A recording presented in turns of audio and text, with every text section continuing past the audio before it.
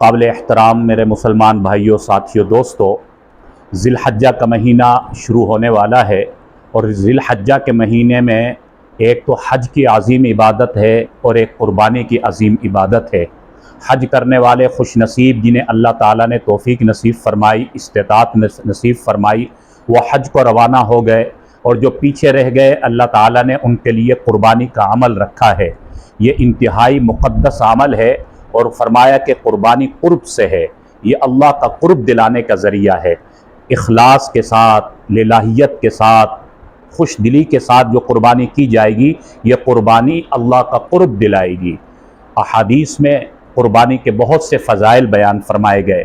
حضرت عائشہ رضی اللہ عنہا سے روایت ہے، ترمذی میں روایت ہے، حضرت عائشہ فرماتی ہیں کہ ایک موقع پر حضور اکرم صلی اللہ علیہ وسلم نے ارشاد فرمایا کہ عید کے دن، عید الاضحیٰ کے دن، قربانی کے دن اللہ کے یہاں قربانی سے زیادہ کوئی عمل پسندیدہ نہیں، اور فرمایا کہ قیامت کے دن یہ قربانی اپنے بالوں کے ساتھ، اپنے سینگوں کے ساتھ، اپنے کھروں کے ساتھ اللہ کے یہاں پیش ہوگی، اور فرمایا کہ جب زمین پر لٹا کر قربانی کو قربان کیا جاتا ہے، اس کا خون کا پہلا قطرہ زمین پر گرنے سے پہلے ہی اللہ کے یہاں ایک خاص مقام حاصل کر لیتا ہے۔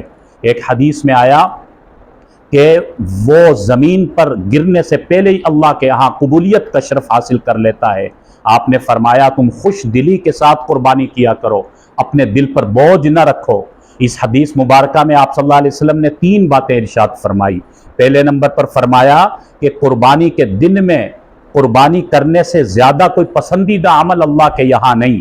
ان 3 دنوں میں اللہ کو سب سے زیادہ جو محبوب عمل ہے، جو پسندیدہ عمل ہے، فرمایا وہ قربانی کا عمل ہے۔